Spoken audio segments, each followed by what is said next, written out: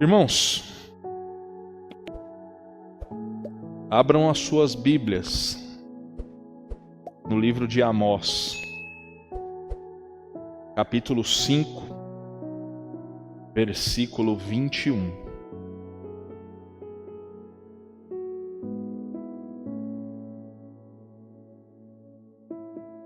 Amós, capítulo 5, no versículo 21 até o 27.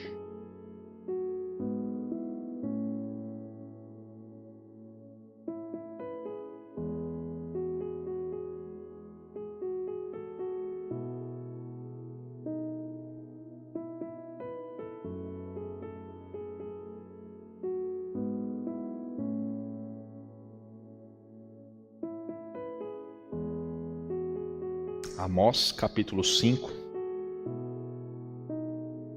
21 ao 27.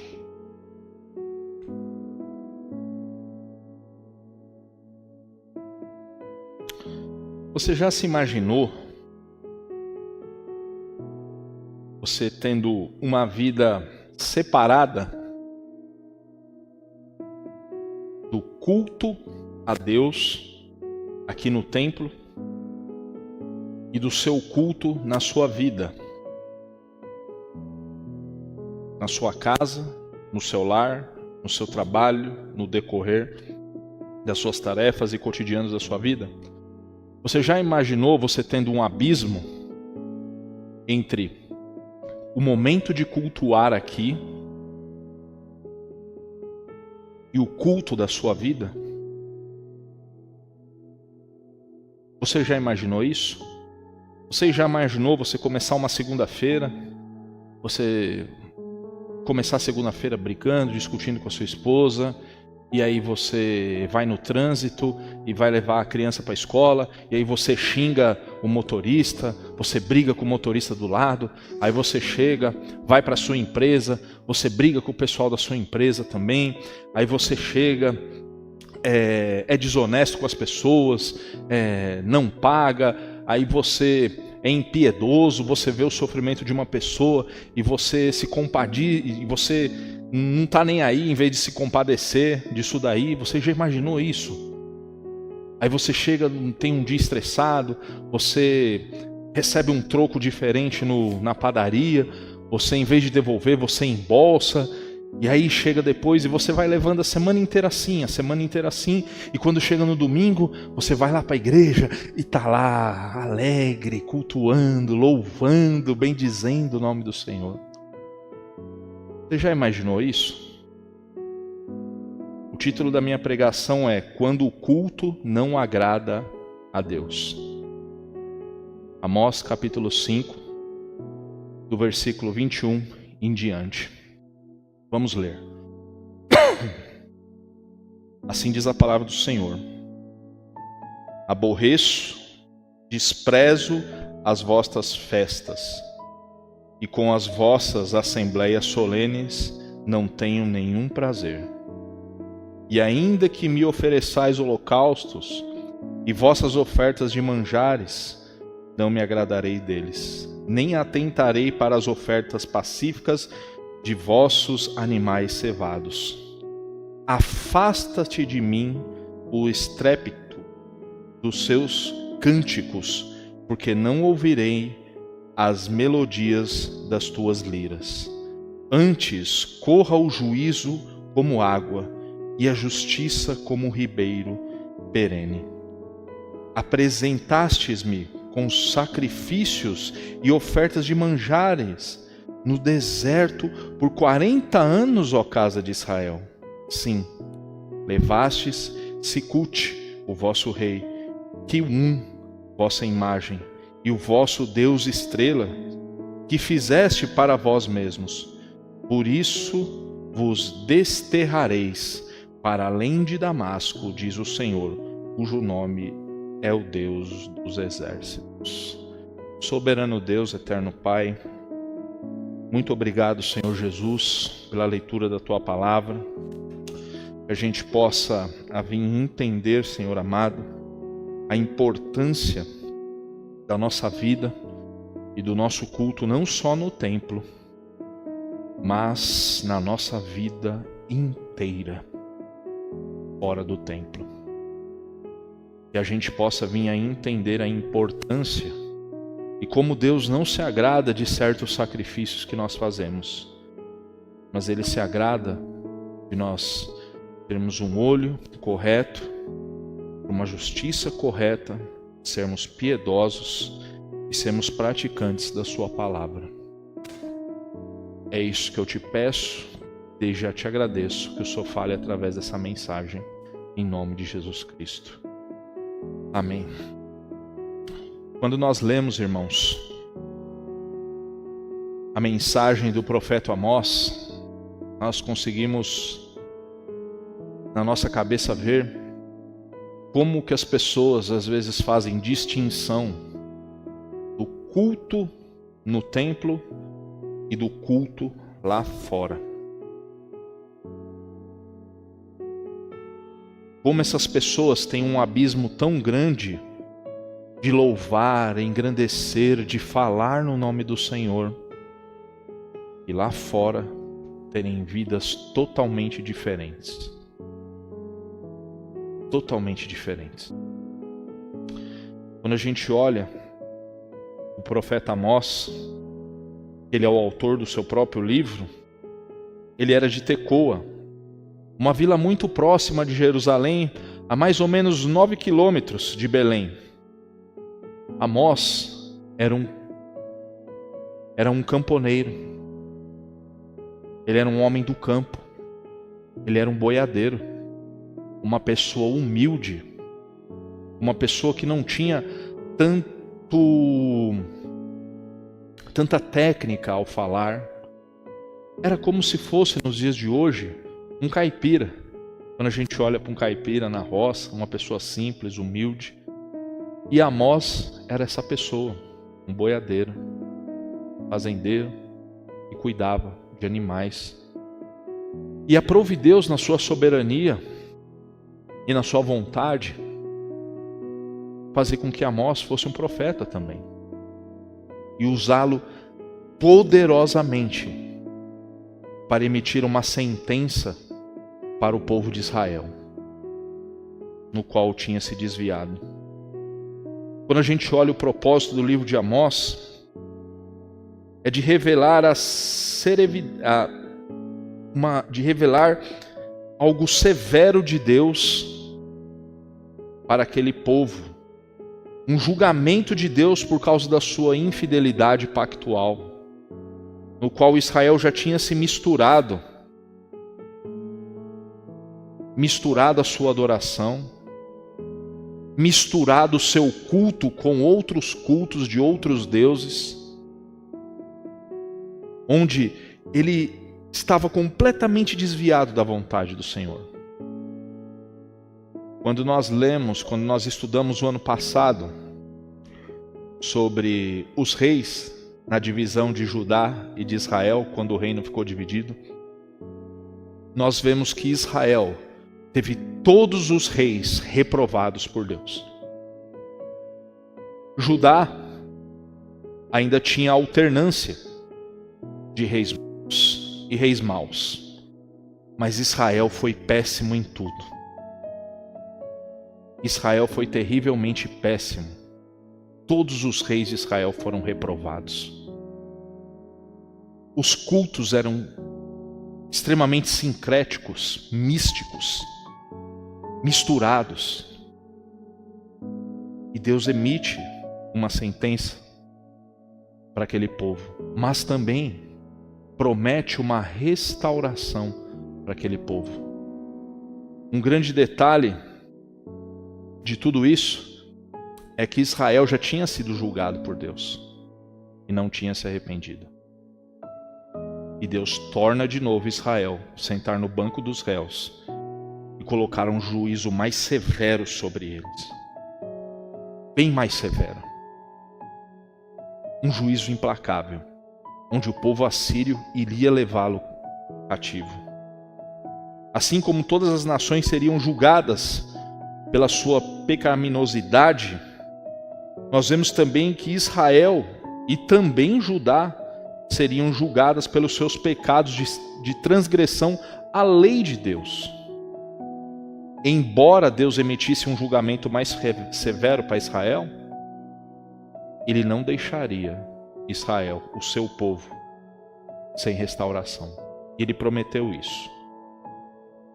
Quando nós olhamos para o ministério de Amós, que foi dirigido ao reino do norte, ao reino de Israel, os israelitas, com essa mistura de adoração, idolatria, isso tinha trazido à cidade muita violência, muita injustiça. E Amós clama por justiça. Eles já tinham sido avisados a primeira vez, mas eles tornaram a desobedecer. E Deus emite esse juízo. Amós é um profeta que desafiou a idolatria lá em Israel. Desafiou a idolatria, a injustiça social, declarando que aquela adoração que aquele povo estava fazendo era uma adoração dividida, uma adoração sincrética, onde negava todas as verdades de Deus, todas as verdades básicas sobre o reino, no qual Deus tinha abençoado. Apesar de nós vermos que Deus, Ele é amor, e desejava a vida para o seu povo, e não morte para ele, por Israel não ter se arrependido, mesmo depois de ser julgado, Deus aumentaria o seu julgamento. Você já imaginou você ter uma repreensão de Deus no momento da sua vida? Deus te alerta, você não obedece, e Deus torna a você um julgamento mais pesado, mais firme, mais forte, mais severo. Já imaginou isso? Deus falando, eu vou te entregar vocês para os assírios. Já que vocês não se arrependeram, eu vou entregar vocês para os assírios. Mesmo ele avisando isso, Deus não abandona, porque Israel também era o povo da aliança. Mesmo por problemático, deficiente, Deus promete restauração após o exílio. Mesmo Israel sendo aquele jeito terrível, impiedoso, Deus promete restauração para aquele povo. E diante de todo esse quadro, Amós dá alguns diagnósticos importantes daquele povo. Sendo um homem simples, humilde, um homem do campo,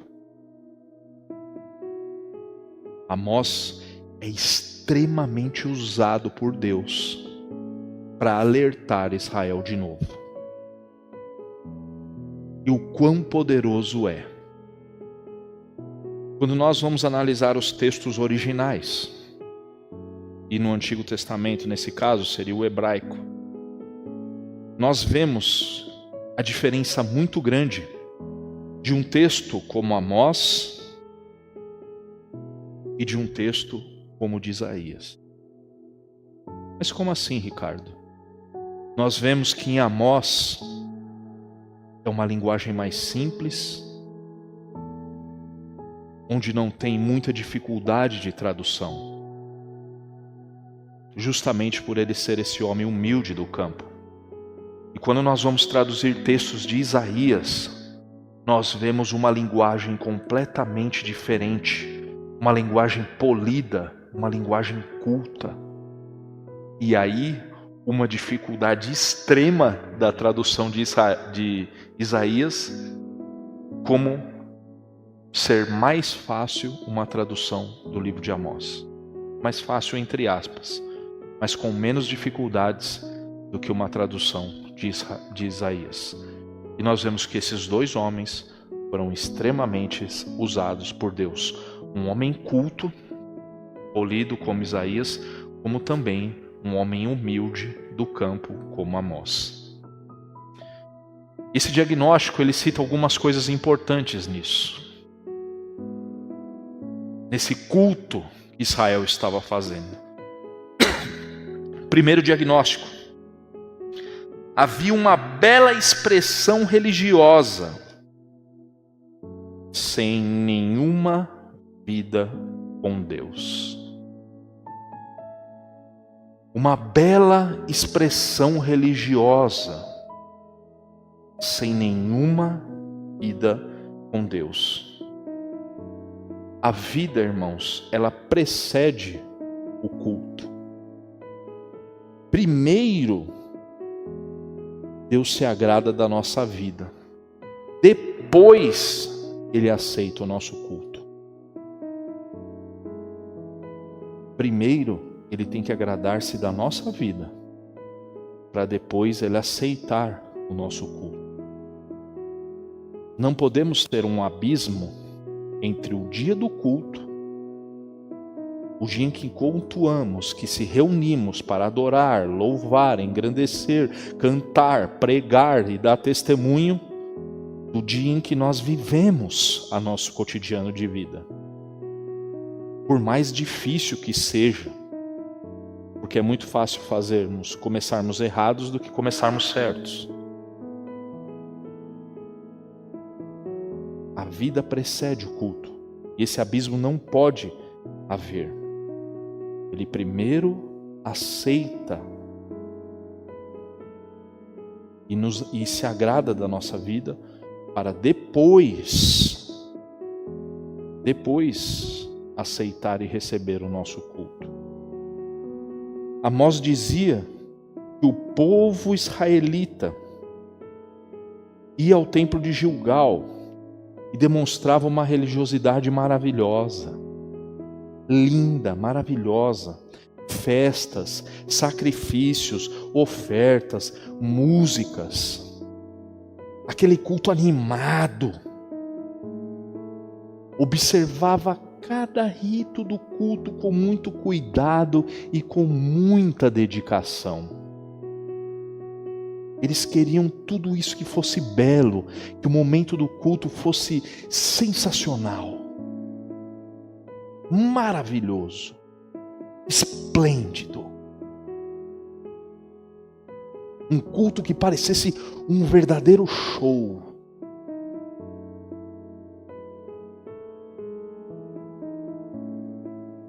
E eles achavam o pior,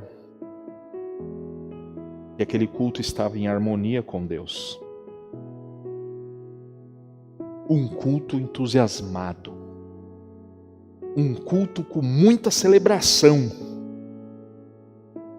Mas tudo isso não passava de barulho para Deus. E um barulho que estava incomodando Deus. Por isso que Deus fala em Amós, nesse capítulo, ele estava rejeitando o culto de Israel. Em algumas traduções, falam que ele estava com nojo de ver o culto sendo prestado. Ricardo, mas um culto pode não agradar a Deus? Pode. Tudo que fizermos em nossa vida, ela é uma liturgia de celebração a Deus. O seu acordar, o seu orar, o seu convívio com a sua família, com todo mundo, com seu marido, com a sua esposa, com seus filhos. Tudo isso é uma grande liturgia de uma celebração com Deus. E isso não deve ser apartado do culto daqui de domingo. Você já percebeu como é fácil ser santo dentro da igreja? É fácil, né, cara? Aqui dentro é fácil ser santo, não é? Você chega, boa praça, cumprimenta todo mundo, que legal, e aí, como é que está? Vamos jogar bola, vamos comer uma pizza, tá tudo bem, tá legal. fechou aquela porta ali, começa a lascar tudo. Já percebeu isso? Chega na casa um quebra-pau miserável e uma discussão, só falta sair na mão um com o outro. Já percebeu isso? É quando a nossa vida está apartada do culto. Por que a nossa vida não pode ser que nem o culto de domingo? Que maravilha! Todo mundo com cara de santo, só falta aquele auréola, né? Tem aquele desenho do Dragon Ball que quando o cara morre ele fica com a aureolinha lá, né? Não é verdade? Parece uma maravilha, né? Parece que você fala, cara, tá tudo em harmonia, olha, vamos morar na igreja. Quando chega, cara, começa a dificuldade, falta de paciência, a vontade de matar um no outro. Aí você fala, meu Deus do céu, velho. Jesus me ajuda, eu não estou conseguindo. Você vê que tem um abismo. Esse abismo tem que ser exterminado. Essa mesma harmonia que a gente tem aqui, felicidade e risos, a gente tem que ter na nossa casa, no nosso serviço, na nossa vida, no cotidiano, irmãos. Essa palavra não é só para a igreja, ela também falou muito comigo, irmãos. Temos muitas dificuldades e não é fácil. E Deus tem que mudar a nossa perspectiva de adoração. Deus, ele busca a adoração ou um adorador verdadeiro? Tudo isso envolve a nossa jornada da nossa vida. Se o culto que oferecemos a Deus no templo estiver distante do que prestamos a Deus no lar, com o marido, com a esposa, no trabalho, no lazer, esse culto é desprovido de qualquer significado para Deus. Ou seja, se você teve uma vida totalmente desregrada e relaxada durante a semana, e chega aqui nesse púlpito, você sobe, quer cantar, quer louvar, ou chega aí, você quer adorar, quer pregar, quer fazer tudo. Se tiver esse abismo, irmãos, você só veio no domingo perder tempo aqui.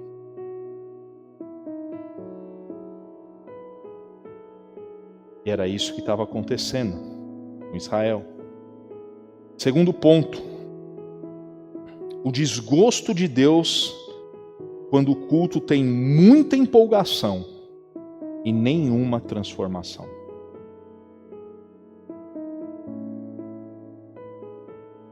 Quando a gente olha pessoas, às vezes, em vários vídeos, em vários lugares, extremamente empolgadas, cantando nas igrejas, ele louvor, ele canta, ele adora, aleluia, tudo.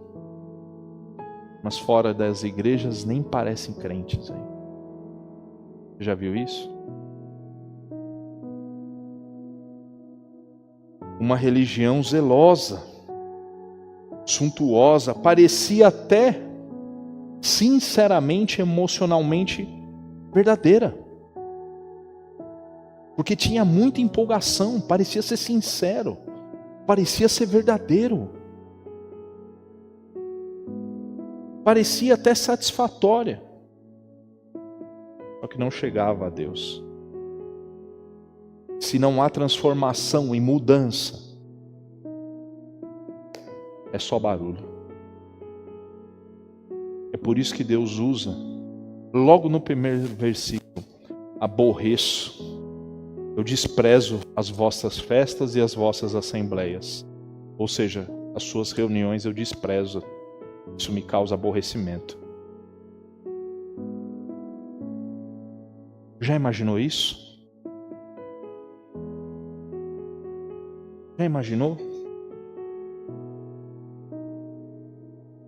E as coisas não acontecem de um dia para a noite, irmãos. Israel não entra em juízo do dia para a noite. Deus tem misericórdia e vai alertando,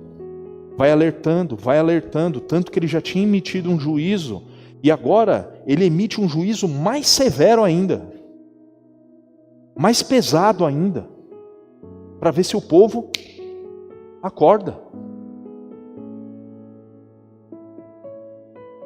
para ver se o povo desperta, para ver se há mudança, transformação, se o povo se volta a Deus, não com barulho, com festa, com animação, mas com o coração quebrantado, arrependido. Deus não queria aquele tipo de adoração, Ele queria um verdadeiro adorador.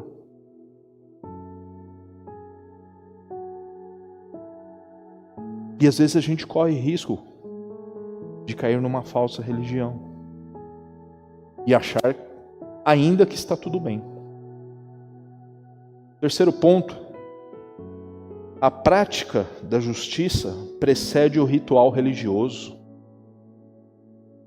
A prática da justiça precede qualquer rito religioso que você faz. Eles substituíram os rituais religiosos, pomposos. Eles trocaram. Eles deviam ter uma vida justa, uma vida de santidade.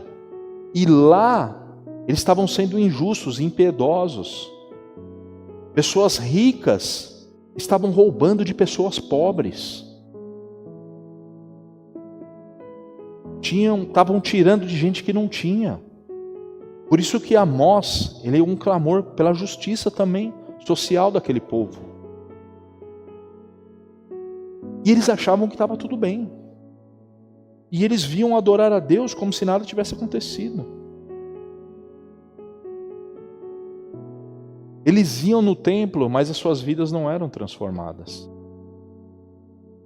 Eles cantavam, mas não adoravam.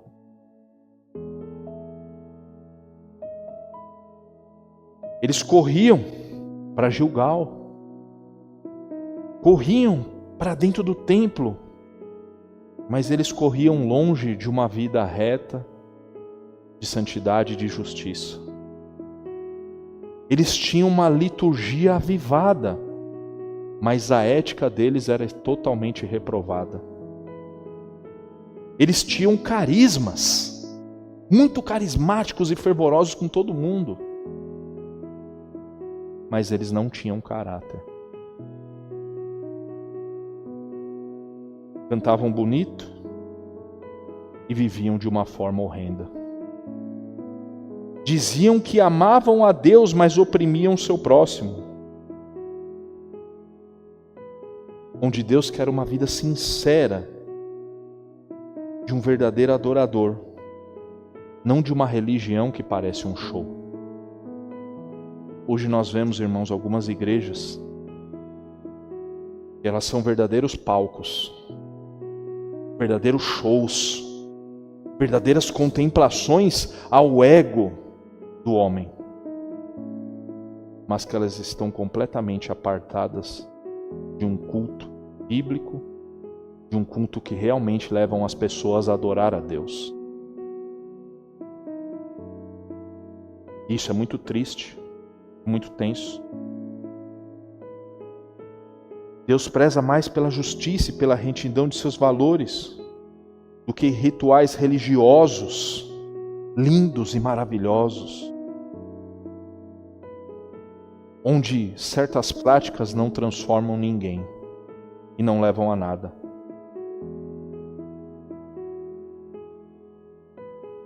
Amós diz que Deus está mais interessado que a justiça prevaleça nas ruas do que essas músicas sacras fossem trocadas nos templos.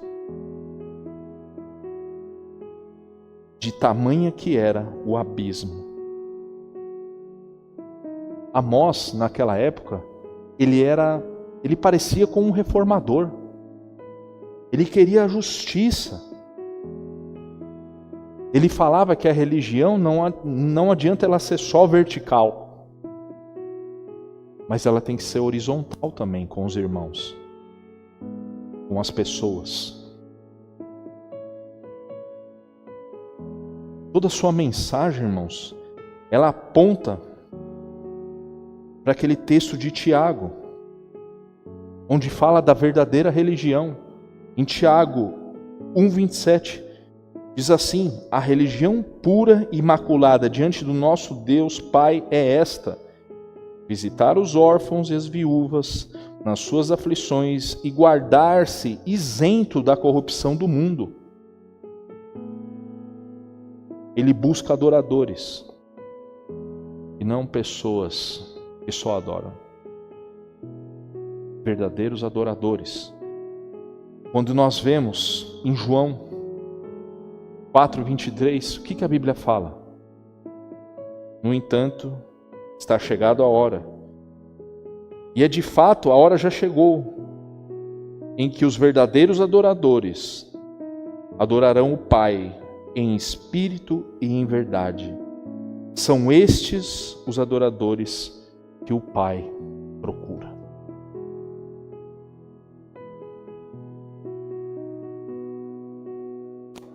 Deus não está preocupado com o que você fale. Deus está preocupado. Ele está preocupado com o que tem aqui dentro. Como você expressa isso?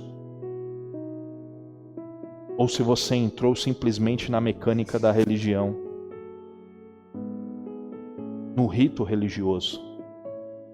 E isso, irmãos, é uma armadilha muito grande, muito forte. O rito da religião. Nós já temos toda a nossa ritualística de culto na cabeça. E às vezes nós esquecemos quem deve ser adorado e como deve ser adorado. Não é só prestar um culto, mas que a nossa vida seja um culto. Que a nossa vida realmente seja um culto a Deus de uma adoração verdadeira, intensa.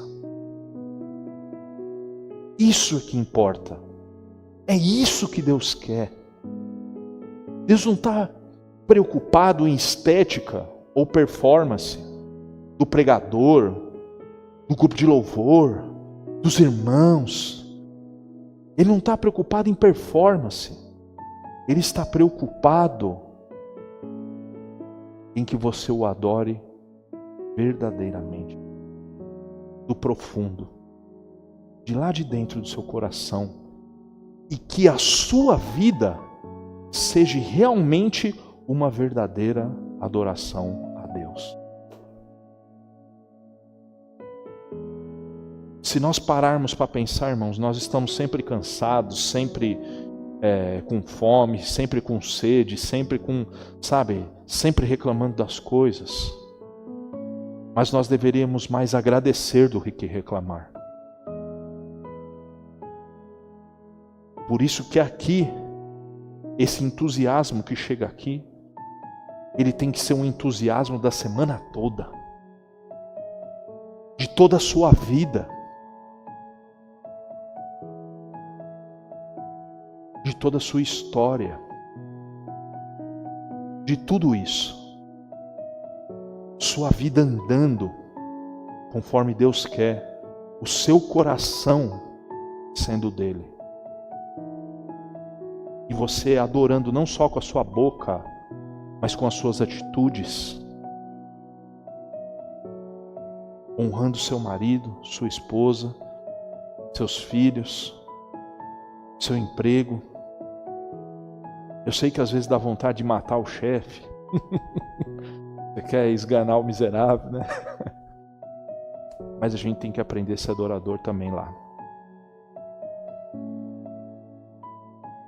Por isso que nós temos que suportar certas coisas, irmãos, para que o nome de Deus seja glorificado. E não é fácil, irmãos. Não é fácil. Em quarto lugar, o sincretismo religioso produz o exílio e não posse da herança. os israelitas separaram o que Deus uniu e misturaram o que Deus jamais permitiu. Quando a doutrina se corrompe, irmãos, a vida vai se deteriorando. Quando a sua doutrina se corrompe, quando você nega as verdades bíblicas, nega os valores e os preceitos de Deus, nega a sua soberania, nega a sua misericórdia, nega tudo isso, irmãos, sua vida começa a se deteriorar como a daquele povo, e começou a ruir, a se deteriorar. Eles faziam as coisas tão normais, como se nada tivesse acontecido e como se agradasse a Deus, até Deus emitir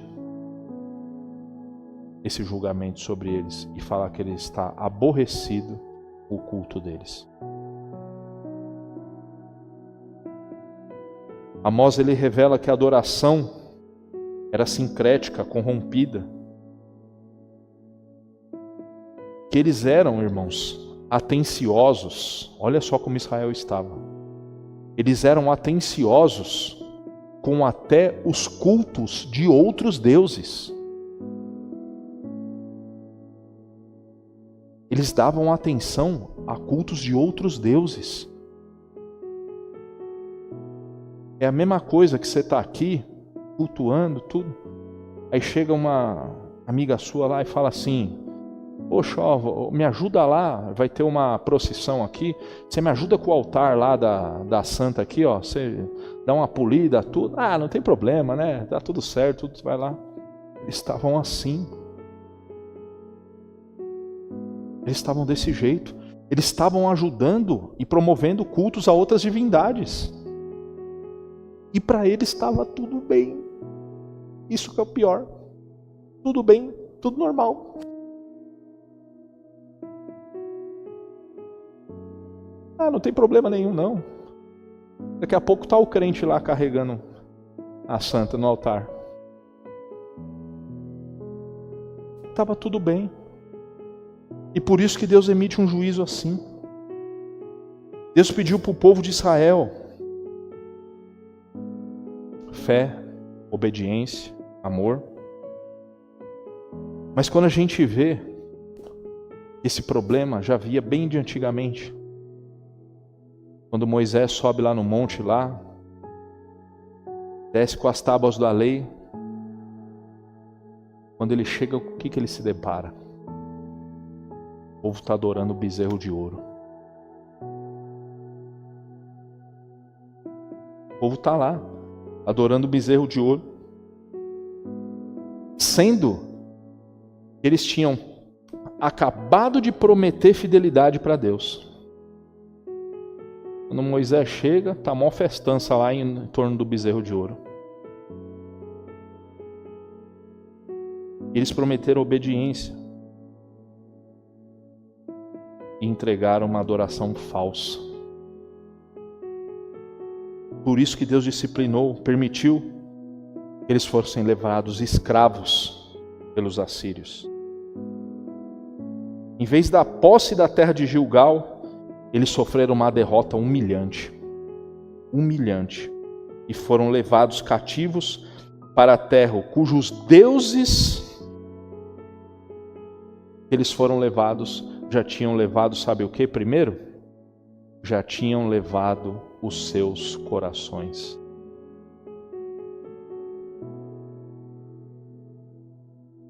O coração deles já estavam redindo. Eles já tinham levado seus corações. E levaram eles por completo. Mas que promessa de Deus para aquele povo que estava sendo levado cativo? O que Deus tinha prometido para aquele povo que estava sendo levado cativo? Deus promete restauração, irmãos. Restauração.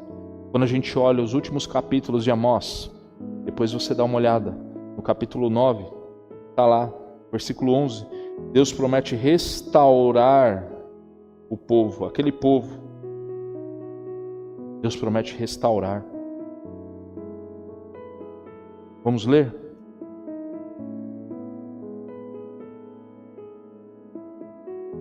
Naquele dia levantarei o tabernáculo caído de Davi. Repararei as suas brechas e, levantando-os das suas ruínas, restaurá-lo-ei como fora nos dias da antiguidade. Quem iria restaurar aquele povo? Quem iria levantar o tabernáculo caído de Davi? Jesus Cristo, irmão. Jesus é o grande filho de Davi. É Ele que restaura esse tabernáculo caído. É Ele que restaura essa dinastia no qual foi restabelecida. Todas as nações estariam sob o domínio do futuro filho de Davi, que é Jesus Cristo. Amós previu que o tabernáculo de Davi iria ser restaurado. E o Senhor tomaria posse dos remanescentes de todas as nações. Não de todo o mundo, mas de todas as nações. E reinaria sobre eles numa relação de aliança, por intermédio do seu Rei majestoso, que é Cristo Jesus, tomando para si um povo entre todas as nações. Ele é a promessa de restauração. Ele é que restaura a nossa adoração. Ele é que restaura o nosso culto. Ele é que restaura o nosso coração, irmãos, para chegarmos até Deus. Ele procura esse povo que o adore verdadeiramente, em espírito e em verdade. Um povo onde a sua vida seja um culto a Deus, dentro e fora do templo.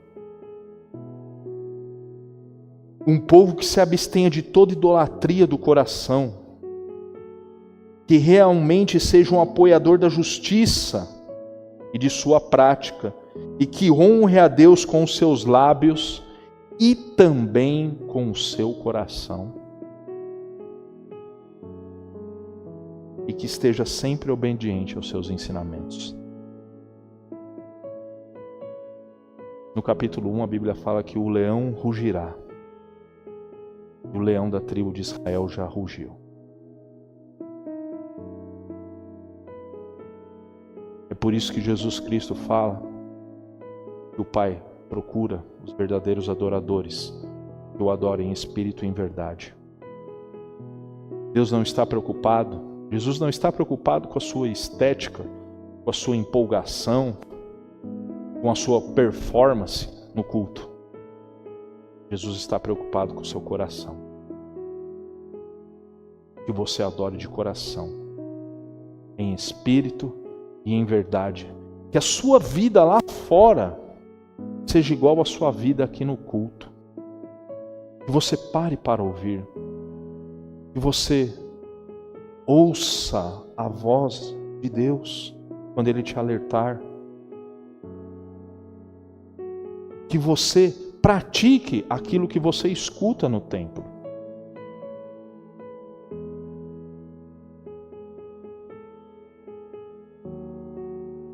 Vai ser uma tarefa fácil?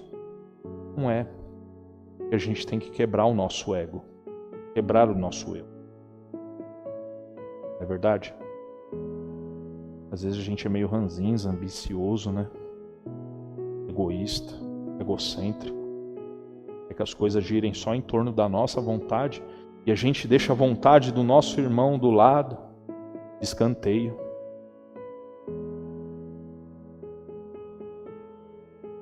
A gente faz injustiça com o irmão que está do nosso lado. E assim Deus não recebe. Se Deus não receber a sua vida como adoração, Ele também não vai receber o seu culto.